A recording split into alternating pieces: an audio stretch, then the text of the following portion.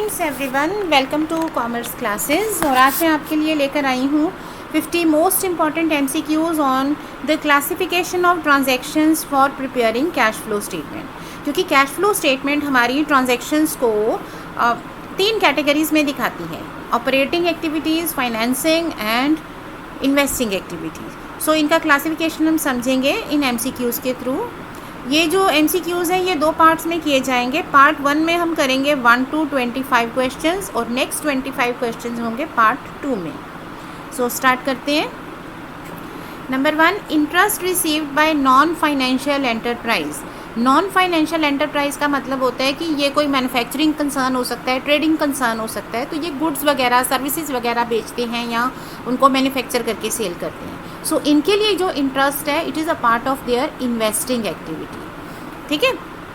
Next है dividend received bye non financial enterprise. Similar, अगर कोई नॉन फाइनेंशियल एंटरप्राइज ने किसी कंपनी में पैसा इन्वेस्ट किया है तो वो उनकी इन्वेस्टिंग एक्टिविटी है। सो जो डिविडेंड है वो इन्वेस्टिंग एक्टिविटीज़ में आएगा।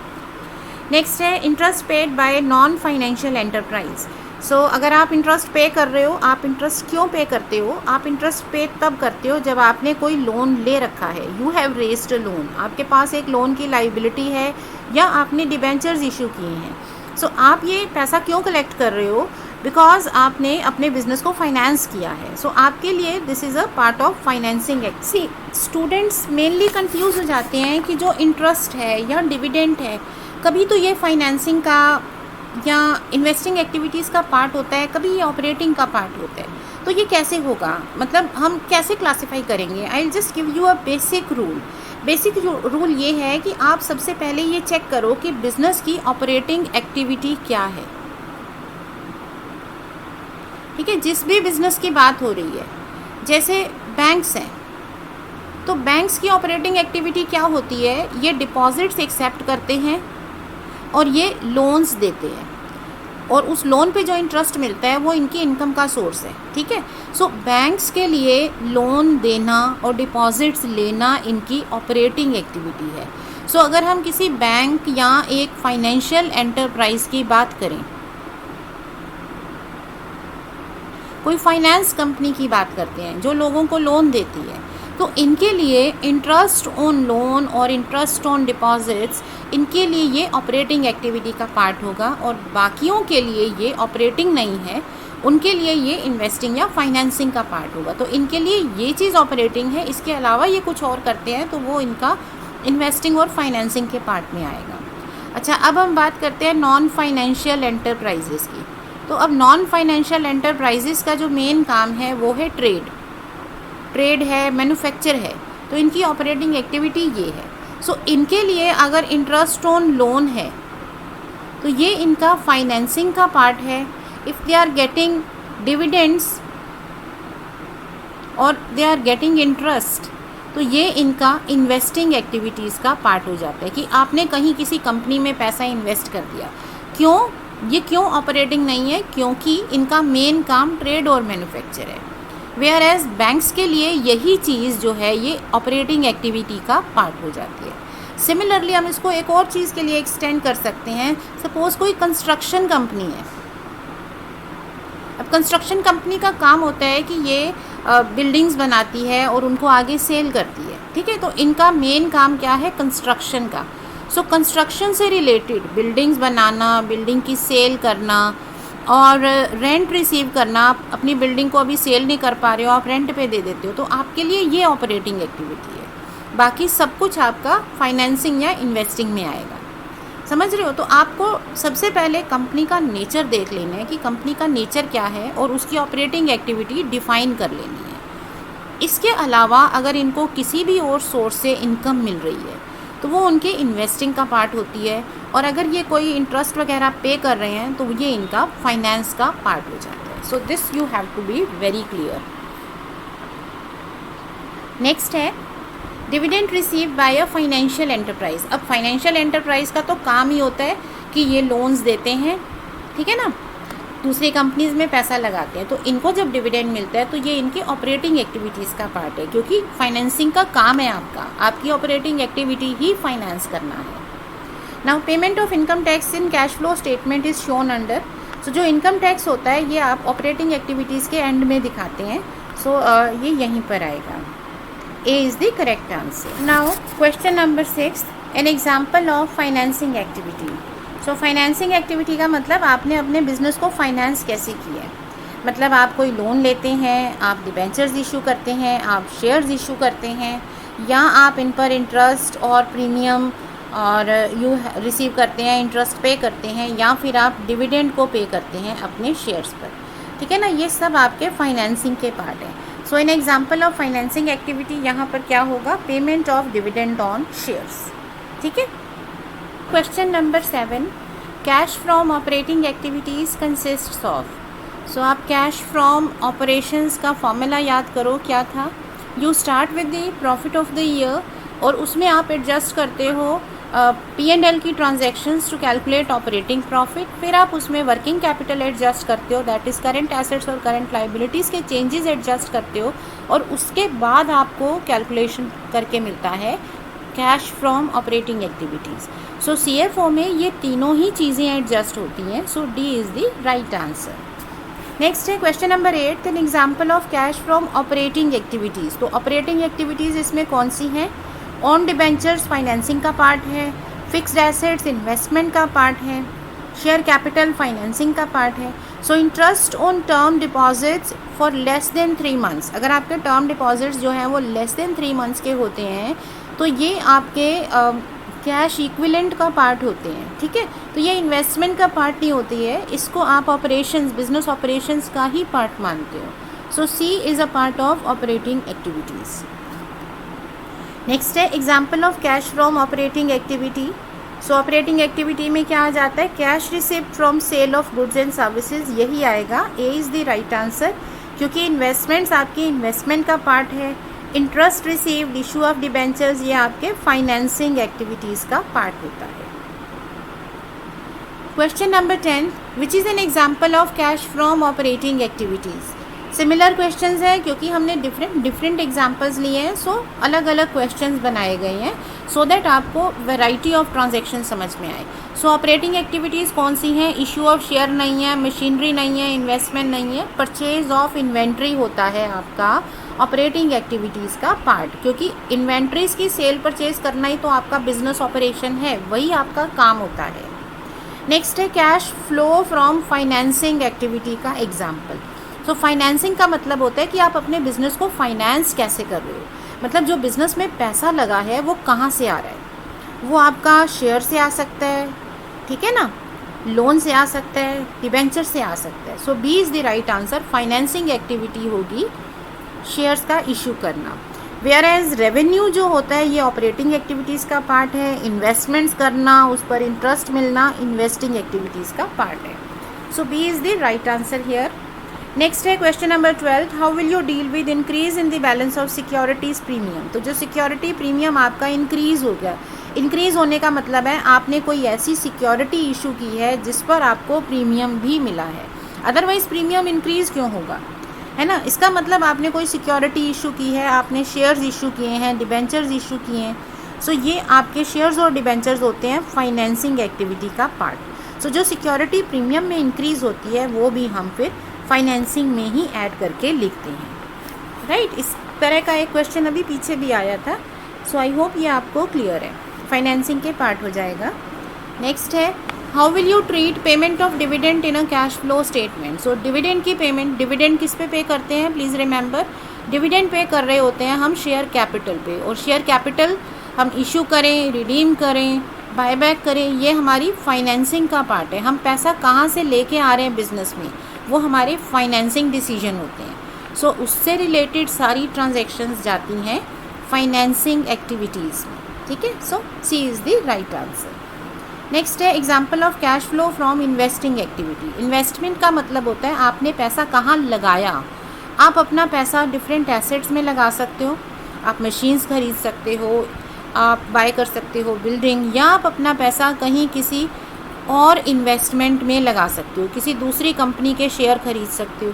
अगर आप अपनी एसेट्स खरीदते हो, बिज़नेस में यूज़ करते हो, आप कहीं दूसरी जगह इन्वेस्ट करते हो तो आपको उस पर क्या मिलेगा, इंटरेस्ट मिलेगा. ये आपकी इन्वेस्टिंग एक्टिविटीज़ हैं. सो डिबेंचर्स फाइनेंसिंग का पार्ट है, लॉन्ग टर्म लोन फाइनेंसिंग का पार्ट है, रॉ मटेरियल तो आपके बिजनेस ऑपरेशंस हैं। सो जो इन्वेस्टमेंट्स हैं इनके परचेज सेल के डिसीजंस और इससे रिलेटेड ट्रांजैक्शंस आपके इन्वेस्टिंग एक्टिविटीज़ का पार्ट है। So D is the right answer. Next है, how will you treat bank overdraft. Bank overdraft क्या होता है, आपने बैंक से ज़्यादा पैसा निकाल लिया। सो यूजुअली क्या होता है कि जब भी बिज़नेस को अपने कैश में कमी लग रही होती है कि आपको कहीं पेमेंट करनी है, आपके पास कैश कम है, तो आप बैंक से एक अरेंजमेंट कर लेते हो कि मुझे इतने तक का ओवरड्राफ्ट अलाउ कर दो, आप बैंक से पैसा निकाल लेते हो। तो it is a kind of financing. अब अगर आपको पैसा चाहिए तो आप लोन ले सकते हो, आप लोन की जगह ओवरड्राफ्ट का अरेंजमेंट कर रहे हो। So it is a part of financing activity. Now question 16, where will you show purchase of goodwill. Goodwill अगर हम खरीदते हैं तो कहाँ आती है, ये हमारे इन्वेस्टमेंट का पार्ट है। ठीक है, आप जो भी एसेट खरीदते हो इन्वेस्टिंग एक्टिविटीज़ का पार्ट होती है। नेक्स्ट है, N example of cash flow from investing activities. Cash revenue तो ऑपरेशंस का पार्ट है, कमीशन जो है ये हमें कमीशन भी बिजनेस के कामों से मिलती है। ठीक है, डिविडेंड हम फाइनेंसिंग में जाते हैं, आप फाइनेंस करवा रहे हो, आप बिज़नेस का पैसा शेयर से इकट्ठा कर रहे हो तो आपको डिविडेंड पे करना है, ये फाइनेंसिंग में आता है। सो जो फिक्स्ड एसेट्स हम खरीदते हैं ये हमारी इन्वेस्टमेंट एक्टिविटी होती है। नेक्स्ट है, N example of cash flow from financing activity. So financing activity में कैश फ्लो कहाँ आएगा, पेमेंट ऑफ डिविडेंड। जो हम डिविडेंड पे कर रहे हैं ये हमारे फाइनेंस का पार्ट है, क्योंकि डिविडेंड पे करने का मतलब है आप अपनी शेयर कैपिटल पर डिविडेंड पे कर रहे हो। एज अगेंस्ट दिस, जब हमें डिविडेंड रिसीव होता है, रिसीव करने का मतलब क्या है कि हमने कहीं पैसा लगाया, उसके बदले में हमें डिविडेंड मिला, तो ये हमारी इन्वेस्टमेंट का पार्ट है। ठीक है, फिक्स्ड एसेट्स भी इन्वेस्टमेंट का पार्ट है, कस्टमर्स से रिलेटेड तो ट्रांजैक्शंस आपके बिजनेस ऑपरेशंस का पार्ट है। तो थोड़ा ध्यान से मैं कर रही हूँ, सारी ट्रांजैक्शन समझा रही हूँ सो दैट कि अगर किसी एग्जाम्पल में कुछ और आ जाए, मान लो यहाँ पे फाइनेंसिंग की जगह इन्वेस्टिंग एक्टिविटी पूछ लेते तो आप कंफ्यूज नहीं हो, आपको पता होना चाहिए हर ट्रांजैक्शन का मीनिंग क्या है। नेक्स्ट है, how will you treat payment of interest on debentures. आपने इंटरेस्ट पे किया डिबेंचर्स पे, तो अभी मैंने बताया था कि आप डिबेंचर्स इशू करते हो तो ये आपकी फाइनेंसिंग एक्टिविटी का पार्ट है। ये आपका डिसीजन है कि बिज़नेस में लगने वाला पैसा कहाँ से आएगा। आप डिबेंचर इशू करो, आप शेयर इशू करो, आप लोन ले लो, ये आपकी इच्छा है। तो इनकी सारी ट्रांजैक्शंस आपके फाइनेंसिंग डिसीजंस गाइड करते हैं। सो ये सब चीज़ें फाइनेंसिंग एक्टिविटीज़ के पार्ट में आती हैं। नेक्स्ट है, while preparing cash flow statement of a bank. अब ये याद रखो, अब हम किसकी बात कर रहे हैं, बैंक की। तो बैंक को इंटरेस्ट डिपॉजिट्स पे जो मिला वो कहाँ होगा, interest received on deposits. Bank ने किसी दूसरे बैंक में पैसा जमा करा दिया और इनको इंटरेस्ट मिल रहा है। ठीक है, अब ये समझ के चलो, आपको इंटरेस्ट रिसीव हो रहा है और ये डिपॉजिट्स पे हो रहा है, आपने लोन नहीं दिया हुआ किसी को। तो जब आप किसी भी दूसरी जगह पैसा डिपॉजिट करने का सोचते हो तो वो आपके इन्वेस्टमेंट का पार्ट होता है। अब यहाँ इंटरेस्ट रिसीव्ड की जगह होता है interest paid on deposits. Interest paid का मतलब होता है कि किसी ने आपके यहाँ पैसा जमा कराया और आपको इंटरेस्ट देना पड़ा। तो बैंक के लिए तो पैसा जमा करना जो है it is a part of operating activities. तो in that case interest paid होता है डिपॉजिट्स पे, तो वो ऑपरेटिंग एक्टिविटी का पार्ट होता है। So one needs to be very clear कि हम किस बिज़नेस की बात कर रहे हैं। जो बिज़नेस का बेसिक पर्पज़ है ना, वो ऑपरेटिंग एक्टिविटी में आता है। इसके अलावा आप जो मर्जी करो वो सब आपका बाकी चीज़ों में जाएगा। आपको ध्यान से सोचना है कि ये जो एक्टिविटी है ये बिज़नेस को फाइनेंस करने के लिए है या जो बिज़नेस में पैसा पड़ा हुआ है उसको यूज़ करने के लिए है। अगर बिज़नेस को फाइनेंस करने के लिए है तो फाइनेंसिंग एक्टिविटी है, अगर उस पैसे को कहीं लगा रहे हो तो वो इन्वेस्टिंग एक्टिविटी है। नेक्स्ट है हमारा question number 21। Okay, the payment of bonus to employees. Employees तो आपके बिज़नेस में काम करते हैं, ठीक है। अब ये चाहे इंश्योरेंस कंपनी हो चाहे बैंक हो, जब हमने एम्प्लॉय को रख लिया तो वो तो ऑपरेटिंग एक्टिविटीज़ के लिए ही होते हैं। सो इनको चाहे आप बोनस दो, सैलरी दो, कमीशन दो, वो सब ऑपरेटिंग एक्टिविटीज़ में आते हैं। नेक्स्ट है, while calculating operating profit.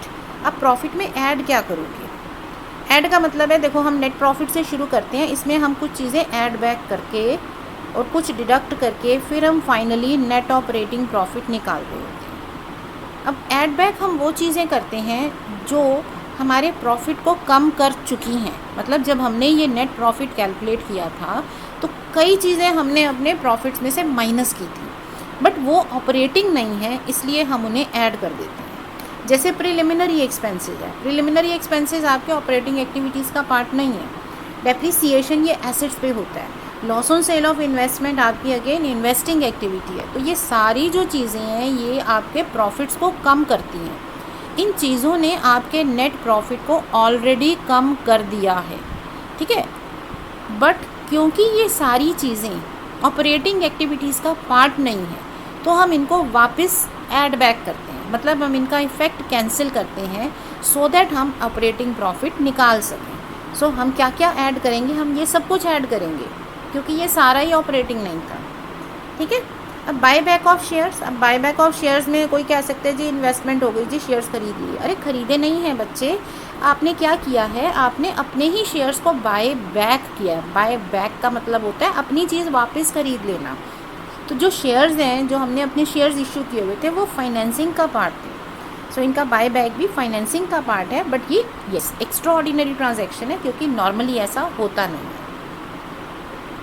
Next है while calculating operating profit what will be added to net profit. Similar जैसा पहले मैंने बताया था, तो ऐड बैक करना है क्या क्या हम प्रॉफिट में ऐड करेंगे, वो सारी चीज़ें जिन्होंने प्रॉफिट को कम किया था। Profit on sale of asset, नहीं प्रॉफिट से तो हमारा प्रॉफिट बढ़ गया होगा ना, अगर आपने एसेट को प्रॉफिट पे बेचा है तो आपका प्रॉफिट बढ़ गया है, इसका इफेक्ट तो माइनस करके कैंसिल करना पड़ेगा। इंटरेस्ट रिसीव्ड से आपका प्रॉफिट बढ़ गया, इसे माइनस करना है, ठीक है। रिफंड भी माइनस करना पड़ेगा, ये अलग से दिखाएंगे। जो जनरल रिजर्व आपका बढ़ा है, इसका मतलब आपने जनरल रिजर्व में पैसा ट्रांसफ़र किया, प्रॉफिट को जनरल रिजर्व में डाला। सो अब इसे आपको ऐड बैक करना है, क्योंकि जब हम अपने प्रॉफिट में से रिजर्व में ट्रांसफ़र करते हैं, मान लो आपको करेंट ईयर में प्रॉफिट हुआ 50,000 का, आप इसमें से 20 रिजर्व में ट्रांसफ़र कर देते हो, ठीक है, तो आपका प्रॉफिट बच जाता है 30,000 का। तो रिज़र्व में जब हम इंक्रीज़ कर रहे हैं, उसमें पैसा डाल रहे हैं, प्रॉफिट डाल रहे हैं, तो हमारा प्रॉफिट कम हो गया। तो अब इसे ऐड बैक करके हम वापस ऑपरेटिंग प्रॉफिट तक पहुंचते हैं। सो बी को हमें ऐड बैक करना है, ठीक है। सो यहाँ ये नहीं है कि ये नाम पढ़ लिए तो बस फटाफट हम प्लस कर दें या एडजस्ट कर दें, समझना होगा ट्रांजेक्शन को। नेक्स्ट है fine garments limited is in the export of readymade garments. तो बिज़नेस बता दिया इन्होंने, आप गारमेंट्स का बिज़नेस करते हैं। इन्होंने एक मशीनरी खरीदी है अपने बिज़नेस के गारमेंट्स की पैकेजिंग के लिए। तो ये तो आपकी इन्वेस्टमेंट हो गई ना, आपने इन्वेस्ट किया इस मशीन में, आप अपने बिज़नेस में इसको यूज़ करोगे। सो ये it is a part of your investing activities. So I hope ये क्लासिफिकेशन ऑफ एक्टिविटीज़ आपको क्लियर हो रहा है, बिकॉज जब आप कैश फ्लो स्टेटमेंट बनाते हो तो ये चीज़ें आपको यूज़ होती हैं। सो MCQ करते हुए आई एम एज्यूमिंग कि आपने ये क्लासिफिकेशन पहले से समझ रखा है, और यहाँ पर हम सिर्फ अपने जो मेन पॉइंट्स हैं उनको ब्रशअप कर रहे हैं, रिवाइज़ कर रहे हैं। सो इसमें 50 क्वेश्चंस हैं इन ऑल, 25 हमने आज किए, नेक्स्ट 25 हम नेक्स्ट वीडियो में करेंगे। So stay learning and practising. आप अपने डाउट्स मुझे कमेंट सेक्शन के थ्रू पूछ सकते हो। So thank you for the day.